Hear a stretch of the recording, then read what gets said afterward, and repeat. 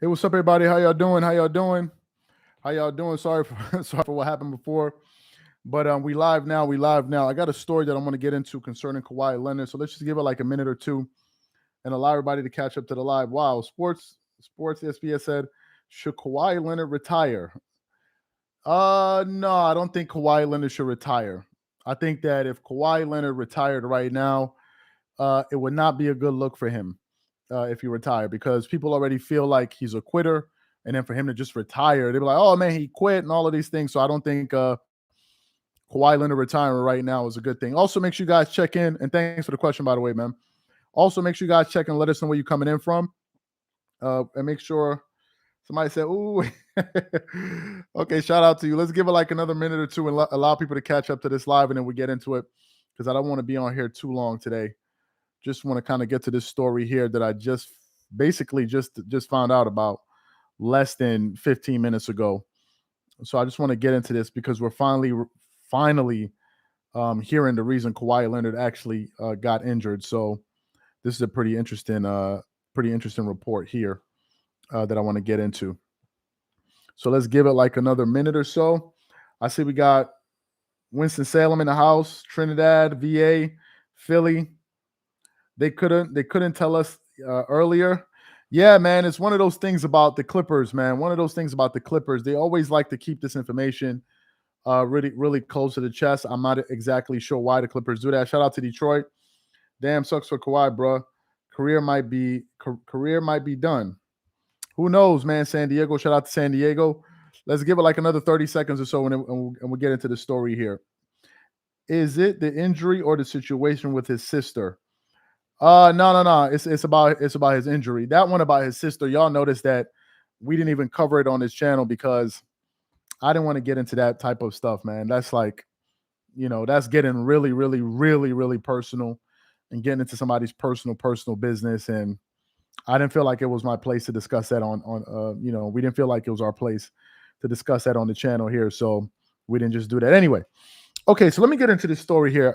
Basically, what we're hearing is that Kawhi Leonard, according to Shams Charania, he basically was diagnosed with a torn meniscus after knee surgery. They're saying this, and we're getting this actually from Bleacher Report.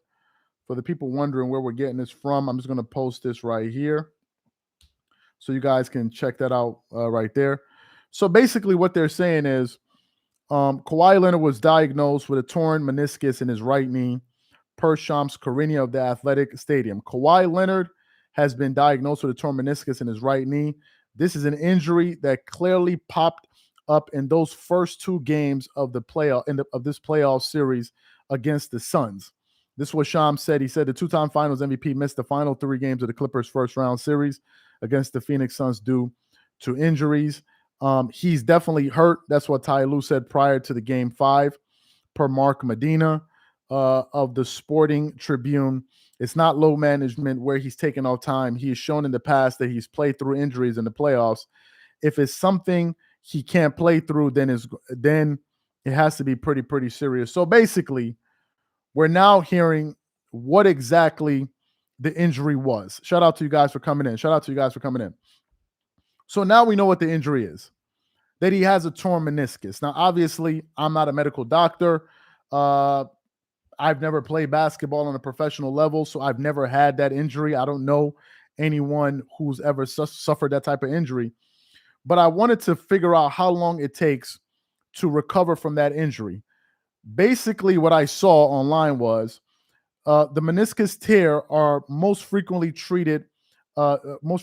most frequently treated knee injuries. Recovery will take about 6 to 8 weeks if your meniscus tear is treated conservatively without surgery. Now, I searched the recovery time with surgery.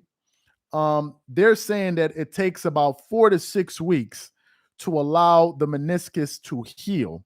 So, and then you have to regain motion and strength. Your knee is not swollen, or painful. So, apparently, this injury was a real injury, and apparently, there was no realistic way that Kawhi Leonard could come back. No realistic way. Why? It's one thing. Shout out to Tokyo. Tokyo's here. It's one thing if you and I have a torn meniscus. That's one thing. Like you and I, because we're not playing in the NBA. So you can have an injury like that, recover, and go back to your daily life in a fairly reasonable amount of time. Because I would assume you guys are not going back to go play in a professional sports league. You're maybe just going back to living your normal life, or maybe playing whatever sports you do for for leisure, whatever it is, for fun. But in the case of a Kawhi Leonard and a professional NBA player, one would assume that not only do you have to go through this recovery process, but there also has to be some type of ramp up in order for you to be able to return to basketball form, because you're coming back to play at a professional level, also in the playoffs. It's not like as if you're coming back for the regular season.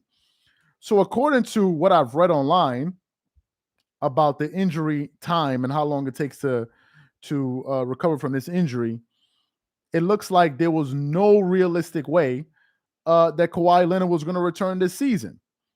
There was no realistic way, because there's not enough time.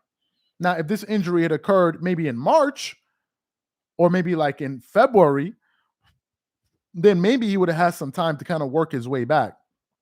But in a case like this, it seems like he wouldn't have had enough time. Now, I don't know if the first injury he had has anything to do with this injury, if they're connected in any way. I don't know that. I don't know if you have a torn ACL. I think that was the injury that he had before.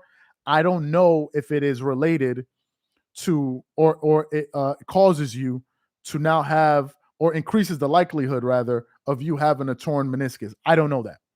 I don't know if the two things are related or if the two things are isolated. I have no way of knowing that. For you guys coming in, I'm sure you guys are wondering. So we just got a report here from Bleacher Report basically explaining why Kawhi Leonard is injured.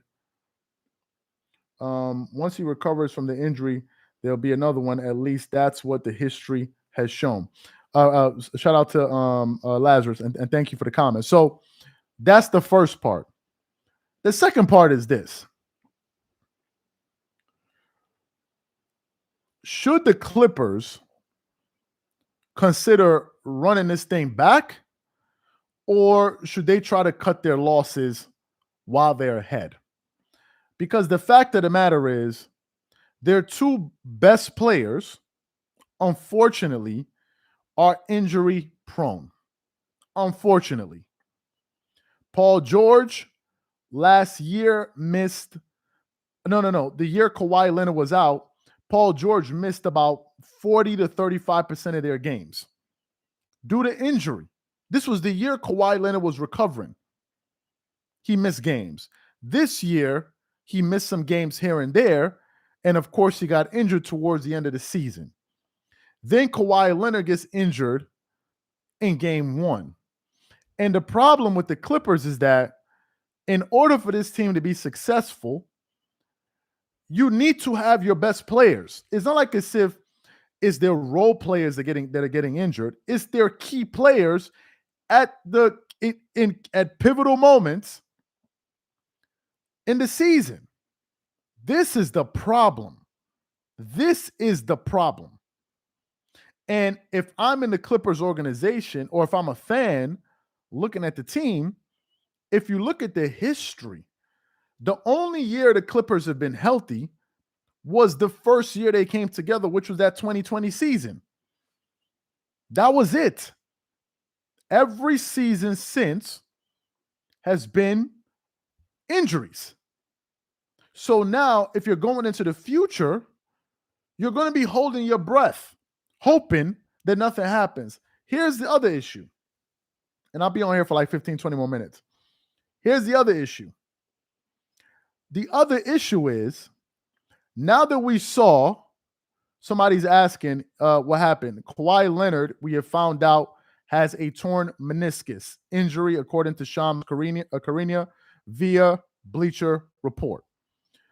So The only thing is then, knowing what we know now, what we know for sure, for certain, is that the Clippers are going to continue to, dare I say, ramp up the load management moving forward.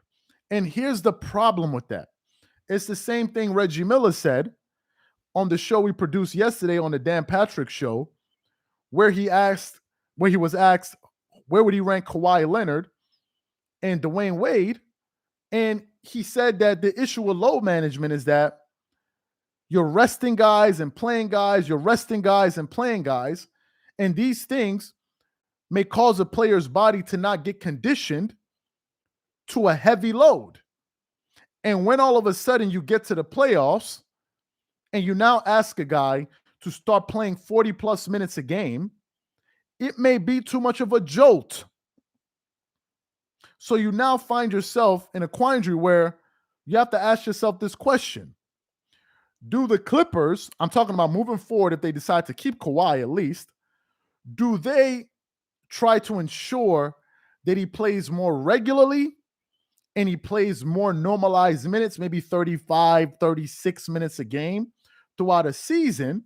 So therefore, when he gets to the playoffs, it's not too much of a jolt to his system to now ask him to now go out there and play for 40, 42, 43 minutes. But then the other side of that is you now may be running the risk of injuring him. And these are some of the things you have to factor in. Shout out to Treehouse. These are some of the things you have to factor in when making this decision. Someone asked a question in the chat. What about Ty Lue? Do you think Ty Lue's going to come back? I think that if Ty Lue leaves this team, I think it's going to be a sinking ship. Because I believe Ty Lue is the glue that holds this entire thing together. In my personal opinion, I could be wrong about this, but I believe that he is the glue that holds this team together. It's him. Because if Ty Lue was not an emotionally stable coach, most coaches would have been like, I can't handle this situation. Or most coaches would have failed and gotten fired. Look what happened to Frank Vogel with the Lakers, and they actually won a championship. But look at all of the turmoil with guys being injured, guys not playing well, all of these things. Next thing you know, the coach gets fired. A guy that won a championship. So if I'm the Clippers, somebody said CBJ, build around Russ. Appreciate the comment. If I'm in the super chat, of course. If I'm the Clippers, my number one priority is ensuring that we can have a championship coach. Why? Because a championship coach ability to perform is not based on his health. If he's there, he can be a constant. The same way the San Antonio Spurs were with Greg Popovich. Greg Popovich was the constant. Then you had David Robinson, you had Tim Duncan, you had Tony Parker, then you had Kawhi Leonard. But Greg Popovich was the constant.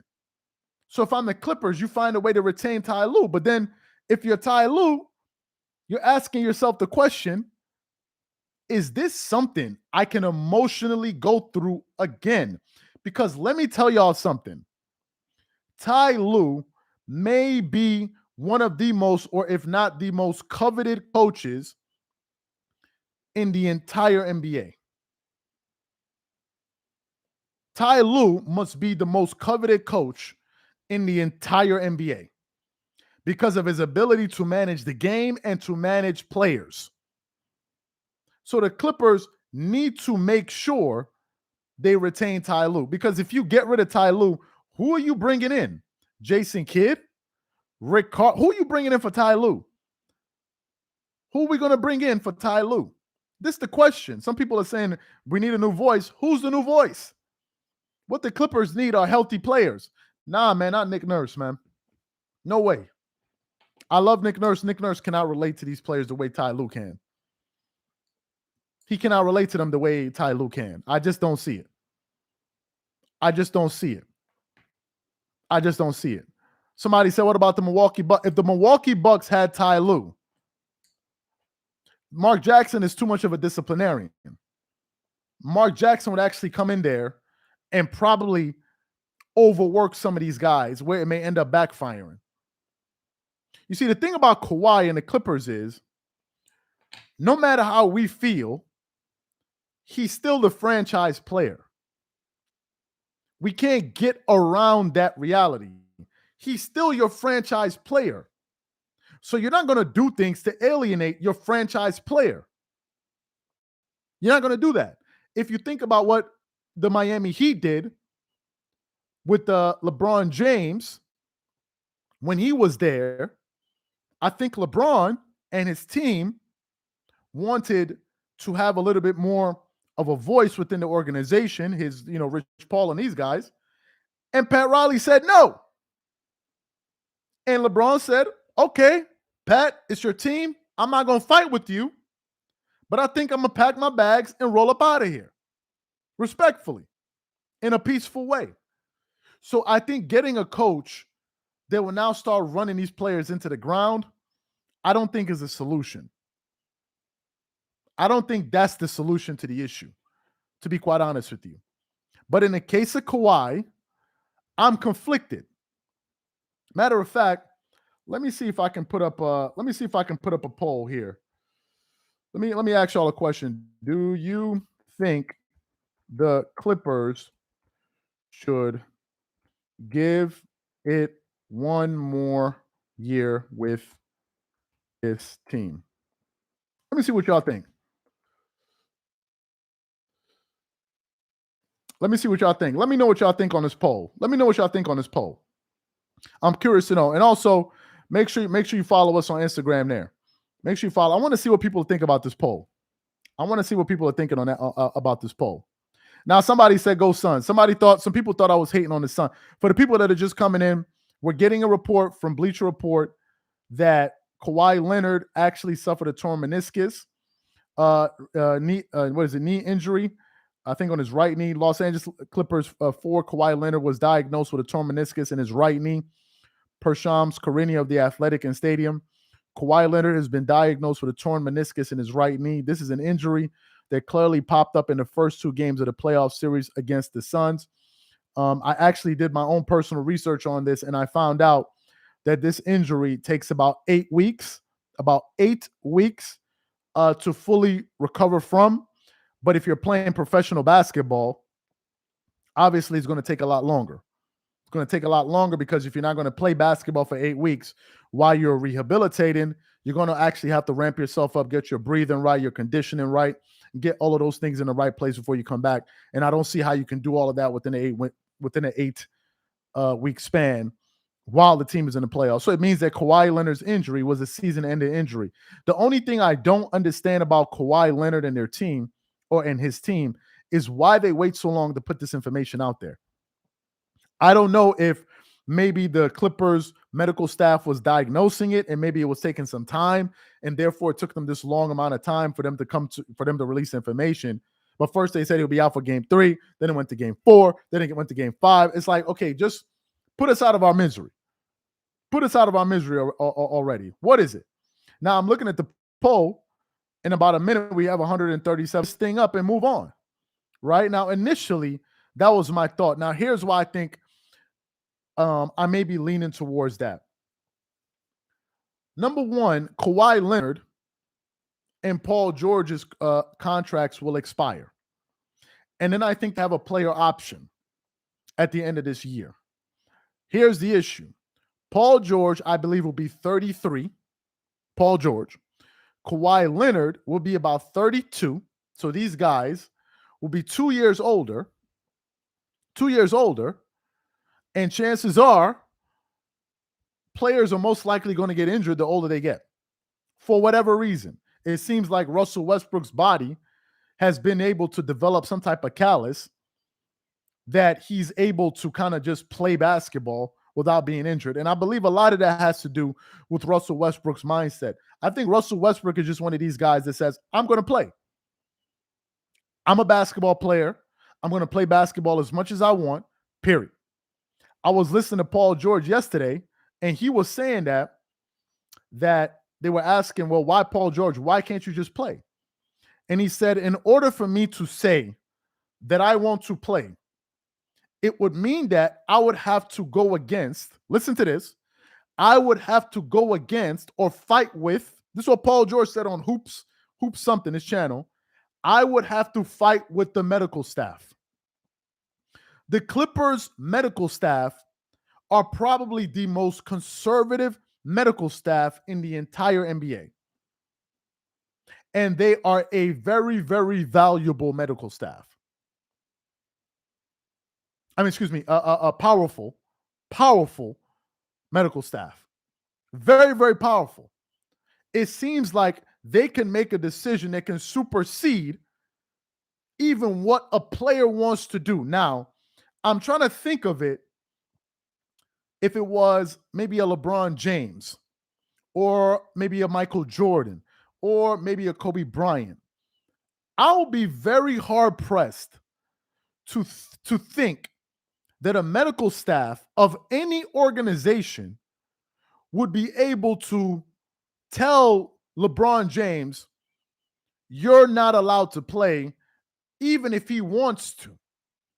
I would be hard pressed to believe that LeBron would be told what to do by a team's medical staff. And the reason I find it hard to believe is this. Number one, LeBron James is probably the most conditioned NBA player in NBA history. If we look at LeBron's conditioning at his age, it's unparalleled.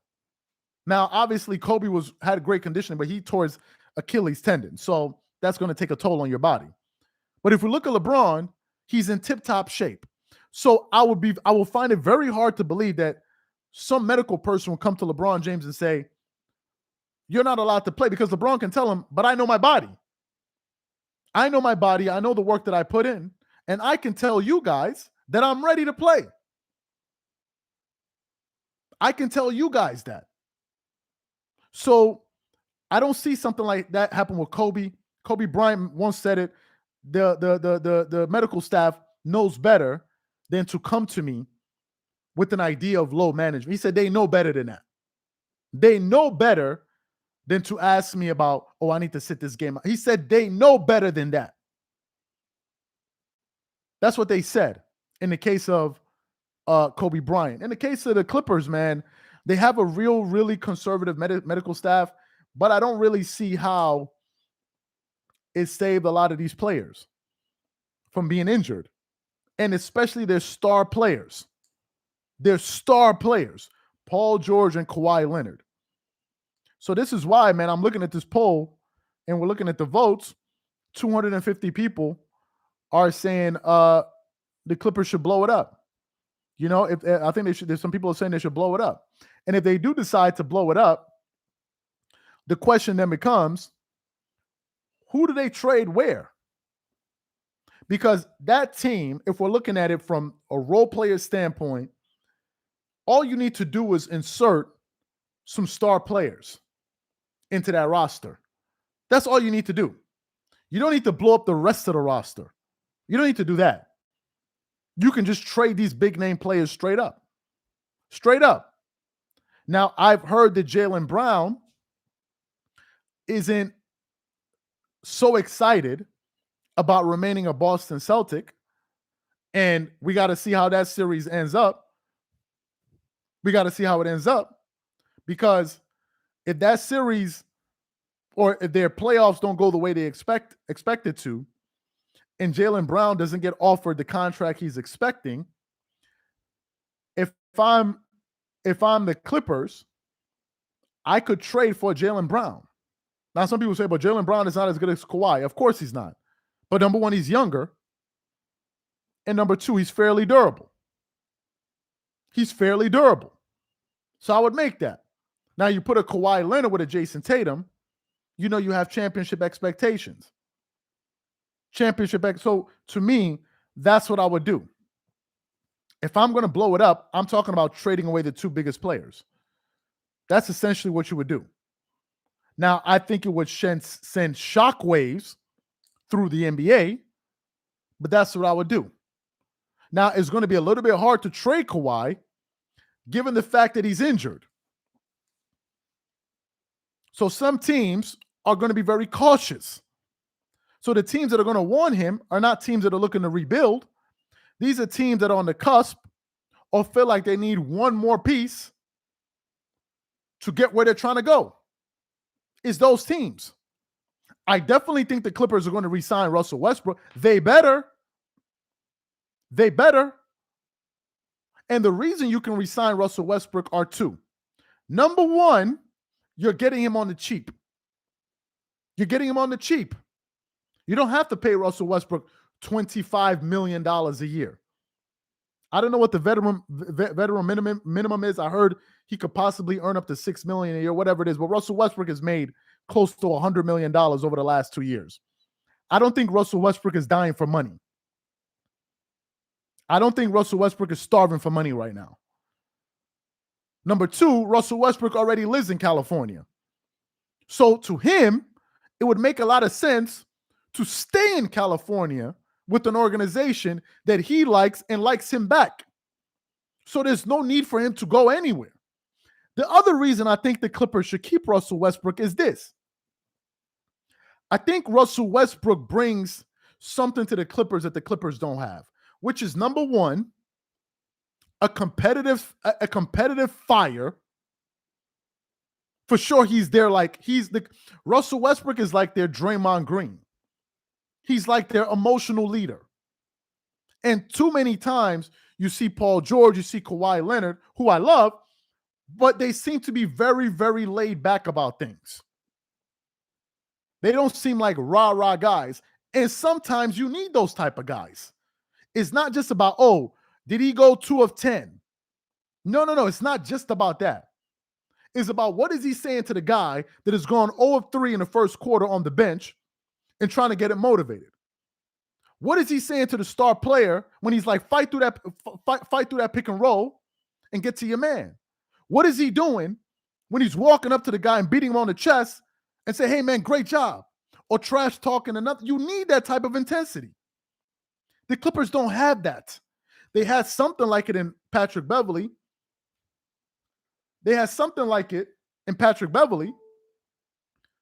But he's not the level of player that Russell Westbrook is. So the Clippers will be stupid to not sign Russell Westbrook. Because number one, he's not as expensive, and he's an insurance policy. So I think that's a no-brainer. The question is Paul George and Kawhi. Now, here's the problem. If the Clippers traded away either Paul George or Kawhi Leonard, or the both of them, they would have to bring in people that are actually good at spacing and shooting the ball.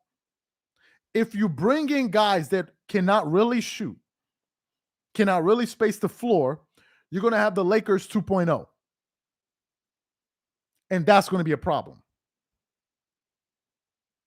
That's going to be the problem. So the Clippers have a lot of questions to answer, and I think one of them is also seeing whether or not they can retain their head coach, Ty Lue.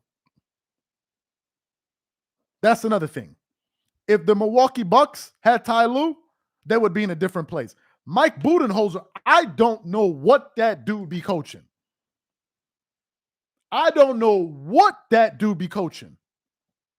Keep the team together. If Ty Lue leaves, bring in Nate McMillan. He's a great coach who deserves a good team. Don't trade Kawhi. Get him healthy and make PG trade for Butler, Jalen type. PG for Butler. Okay. Okay. You're talking about Jimmy Butler. Jalen. Okay. I understand. Appreciate the comment. Speaking of Jimmy Butler, before I close here, I'll stay on for like 2-3 more minutes. Speaking of Jimmy Butler, initially, when Kawhi Leonard was trying to recruit Jimmy Butler to the Clippers, I was like, Jimmy Butler? I know he tried to get KD. I know he tried to get Paul George. But I was like, Jimmy Butler? Why would he go for Jimmy? Now, I know Jimmy Butler was a great two-way player, but I'm like, Jimmy Butler? Well, apparently, Kawhi Leonard knew something that I did not know. I have never seen an NBA player like Jimmy Butler in the playoffs. That guy has so much heart. He has so much heart. And he is such a competitor. It's unbelievable. It's unbelievable. Jimmy Butler is something else. Some people, I had mentioned Kawhi Leonard going to the Miami Heat. I don't think it will work. I don't think Kawhi Leonard would work well in that system with the Miami Heat and the way they practice players, the way they make sure you can. I don't think it would. I think it would be a disaster from an organizational fit. It would not work. It would not work. I'm not even going to mention Kawhi Leonard going to that team. But to me, man, I think the Clippers need to look out for what they're going to do with Ty Lue. That's number one. Are they going to be able to retain Ty Lue? That's number one. Number two, are they going to figure out a way to come up with a formula of how they're going to deal with Kawhi Leonard and treat him if they decide to keep him? Are they going to come up with a formula of how they're going to deal with Paul George? Are they going to figure out whether or not they're going to keep Russell Westbrook or not? So the Clippers have a lot of questions. And trust me, if the Clippers keep this team the way that they are going into their last year of this experiment together, because pretty much everybody's still under contract with the exception of Russell Westbrook and a few others. Nobody in the NBA next year will give the Clippers a shot at nobody will listen to you until they with themselves, with their own eyeballs, see Kawhi Leonard and Paul George get through round one, get through round two, get through round three, and go to the NBA playoffs. Because at every single turn, somebody's going to be saying, any minute now, they may get injured. Any minute now, they may get injured. The Clippers are turning into the biggest what-if story in the last maybe 5 to 10 years in the NBA. They're right there with the Brooklyn Nets. They're right there. So no one is going to want to hear it. No one is going to want to hear it. Nobody. And I'm not going to be promoting a damn thing about, the Clippers is, because you're going to end up looking like a fool. My strategy was, okay, I'm not going to hype up the Clippers all season long. I'm not going to talk about Kawhi being the best player. And I'm going to shut my mouth. And I'm going to wait for the playoffs to show my ass. And game one, I was up here dancing it up, man. Break dancing and everything. Some of y'all will say, this dude was twerking. I got all the comments. And I was like, I don't care. I don't care. This is my moment. Game two, I was still talking, you know what? After we lost, I was like, I was still talking. I was posting on the channel, arguing with people, going back and forth. And then all of a sudden, I get the news, Kawhi Leonard going to be out for the rest of the season. I'm like, man, I'm done. I'm done. If Kawhi Leonard averaged 40 points a game next season, I'm going to be like, I didn't see it. I didn't see it. I didn't see it. So I'm not going to say nothing. I'm not going to say nothing because you never know. I was turning into some shit. I was talking.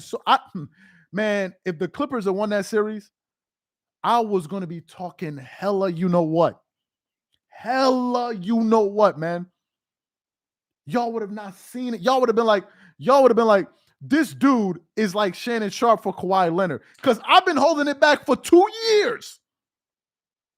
2 good years. I had to just be calm. Imagine like you're hype, but you just got to sit still and wait. And I was just waiting. And all of a sudden, y'all know what happened. So we'll see what happens, man. Appreciate you guys for being a part of this live. We definitely catch you guys on the next one. We got a lot of content coming out today, so be on the lookout for that as well. And we catch you guys on the next one. You got a reason to catch y'all later. Peace, peace, peace, peace.